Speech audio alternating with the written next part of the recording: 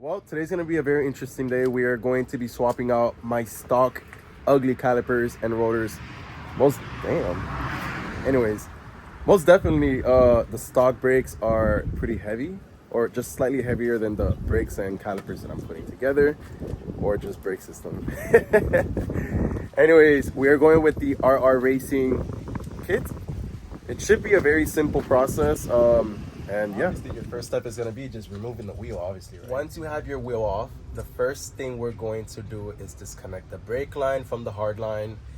And you're going to need 2 wrenches, and that's going to be a 10 mil and a 17 mil. It's so simple. I'll show you. All right, so you're going to need a flathead. You're going to grab this little clip right here, or slot, whatever you guys want to call it, and just pop right out. Grab 2 hands, just grab it. Just it's a little tricky here.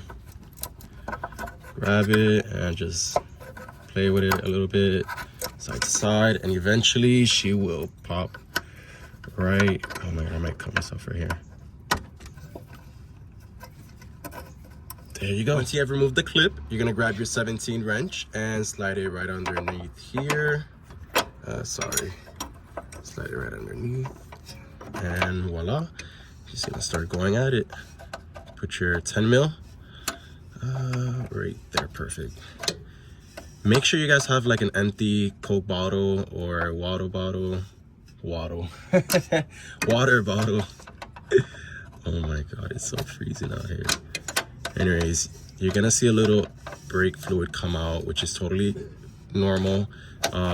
Just get ready for your bottle so that you could just swap out the line to a bottle and it just leaks through there instead of leaking on the floor.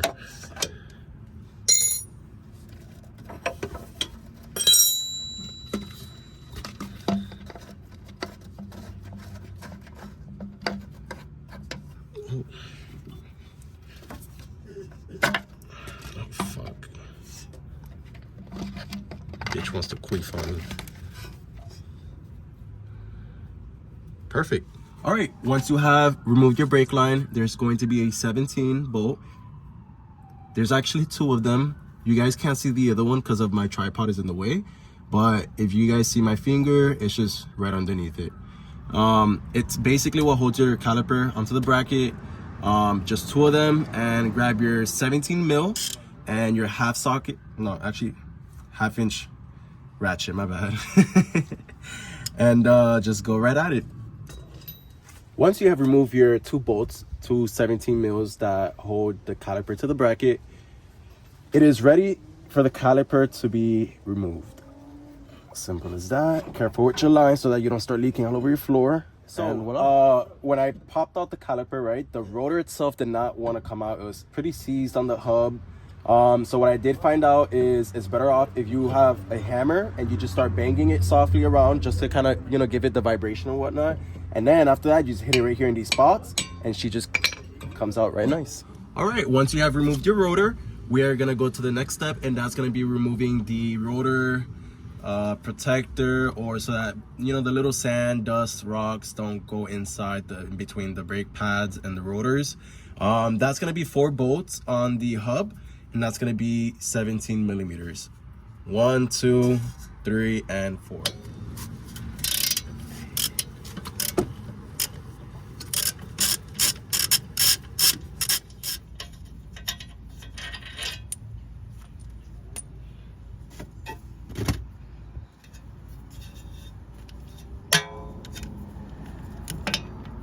You're gonna want to get a 17 short socket, because the long socket with the half-inch ratchet tends to hit your coilover or stock suspension. So with the 17, just grab it and just do what you got to do. So once you have removed the 4 bolts, there's going to be your ABS sensor, I believe, in the front, or wheel speed sensor, whatever it is. You're gonna grab a flathead, and let me show you guys.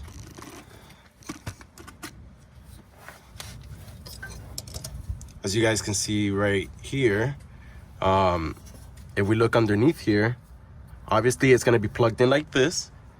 If you look underneath, you grab your flathead and you basically pop this part up, so you guys can see here.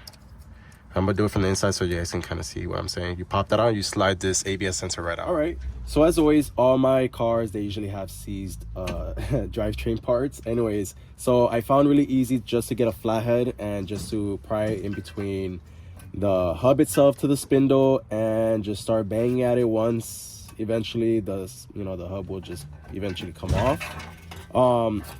We don't need this no more, so I'm just gonna throw this out. So what? That's about it. I recommend you guys clean where the hub goes and try to lubricate it as much as possible. And yeah, I put the spindle back on. No, my bad. I put the hub back on. I put the 4 17mm screws. I believe they are 51 foot-pounds of torque. I might be wrong, but yeah. So she's ready to put the rotors on, and they look pretty sick.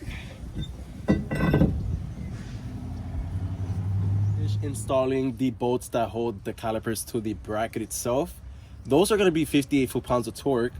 The 4 bolts that hold the bracket, oh no, actually the hub to the spindle itself is going to be 51 foot-pounds of torque. But yeah, so far this looks like a bad bitch. She's pretty sick.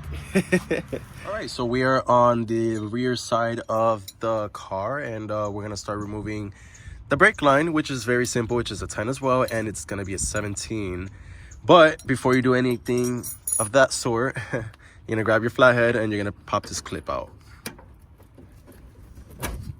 Alrighty, so once you have your brake line off, you're gonna want to take this bolt that holds basically the caliper to the bracket itself. It's just one bolt. The other one is a slide pin. That's gonna be a 19mm socket. Very simple, and yeah, just twist whenever it's loose, and it should be coming off any second. There you go. Awesome. And voila, there she goes. Perfect. Once you have removed the caliper itself, make sure to drop your e-brake, and she's ready to come out. If worst case scenario, if this does not want to come out, just bang it a couple times, and again bang it a couple times this here with a hammer as well. It should loosen up, and she should be ready to pop out. All right, y'all, so on initial install, obviously the brake dust shield is not big enough to clear the rotor. Do I want to take the whole spindle out just for a brake kit? I really do not. I don't care, because this does not, the public is not going to see this. Just only, when your mechanic is doing it. But basically what I did was I grabbed this right here. I just put it back as much as possible, and a hammer. I'm going to slap the rotor on. Eventually, when I put everything down, I'm going to have to, obviously push this so it doesn't hit no control arms or anything like that. And yeah, that's about it.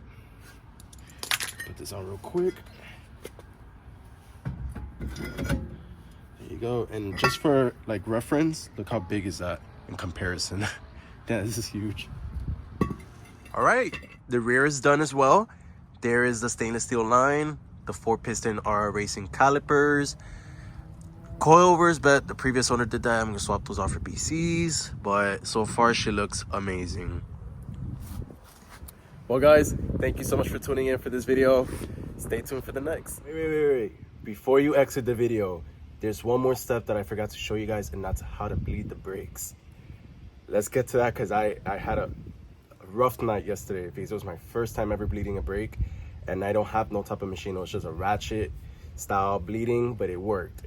All right, so just give me 1 second. The tool that I did, I grabbed a plastic bottle, and I basically made a hole in the top so that the 3/16 fuel line tube could pass through and reach halfway or down below, where when you add your oil here, you want to add some oil, some .3 or .4, whatever you want to do.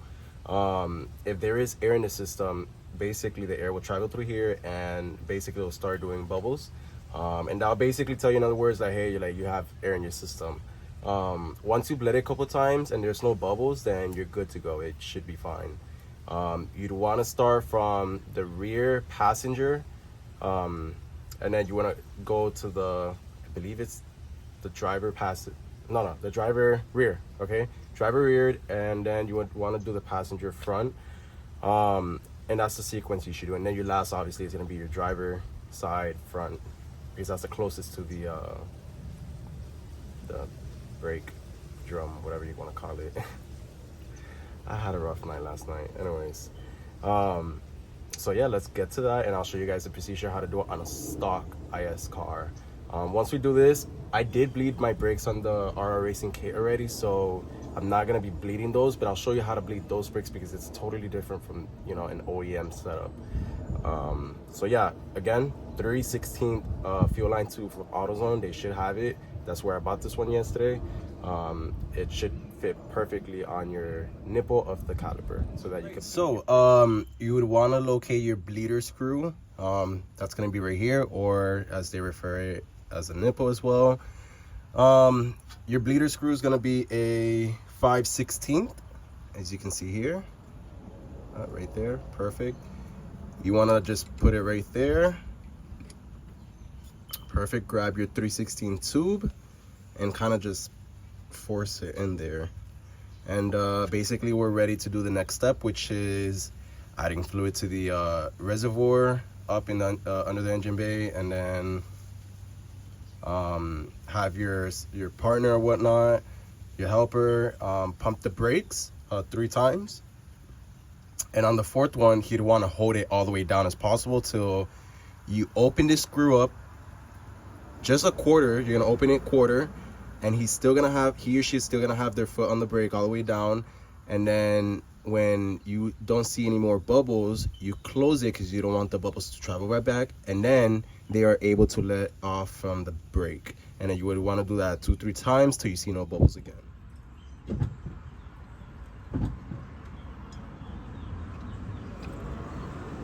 Perfect. Awesome.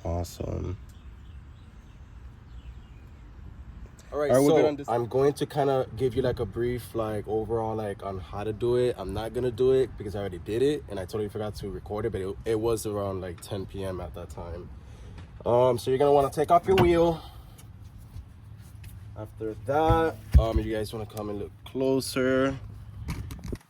I don't know if you guys can see it or not. All right, there you go. So you guys see this little nipple right here, right? So in a conventional, like in an OEM like setup, you're just only gonna have this and just a straight up nipple. On the Willwood or RR Racing calipers, you have an extra nipple, and that actually has like a wrench style nut there so that you could twist. So you're not twisting this bottom piece, you're twisting this piece. That's where you're gonna, it was such a mess yesterday because I was asking people and people didn't really know and anything like that. But so basically what you do is you stuff your, tube right here, put it right there, and you just basically start going at it right there. You just only want to unloosen it a quarter. You don't want to do too much. And yeah, it's the same procedure as OEM, but what comes tricky is the rear setup of these RR Racing brakes. They actually have 2. It's gonna be one on each side, so it's gonna be one here and one right here. Same procedure, it's just an extra one right here.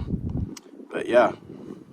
All right, so that's it for the video. I appreciate you guys just tuning in. My bad for the edit. The edit's gonna be a little booty because I kind of forgot one step and I was bleeding the brakes. Totally sorry about that. It's my first time bleeding brakes.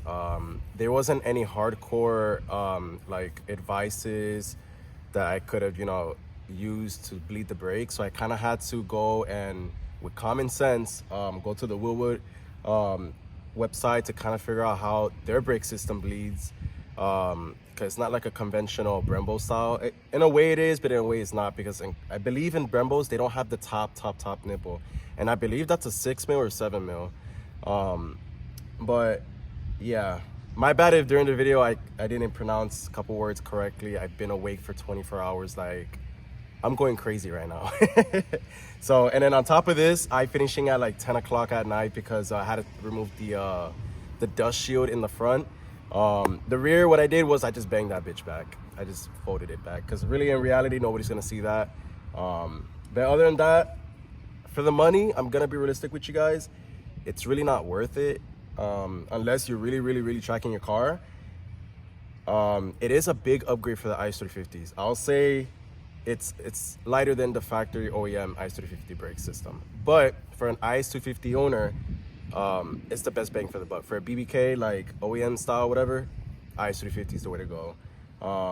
so far it brakes pretty well. I did come with the stainless steel lines, but again, I won't be able to feel that because I'm gonna be realistic with you guys. I don't track my cars, only the quarter mile, because there's not really a circuit area track in the area that I live in. But yeah, let's see what type of modifications we do in the future. I do have a very serious modification gonna go in the rear end soon, not differential wise, look wise, and kind of chassis wise, if you guys want to put it like that. But stay tuned. I'm trying my best with the 250 platform. Jesus, this platform is toxic as hell. Like, I'm telling you, like, you can't do nothing really well in this platform. Everybody wants to bash you, but I don't give a fuck. Wait, I don't give a fuck. I'm gonna continue with this build because I love this car. This car is best bang for the buck, reliable so far. Like, these modifications are pretty cheap so far, and it's different. Not a lot of people mod these cars. These are your average mom, auntie, grandma cars. But yeah, all right, thanks for tuning in. Peace.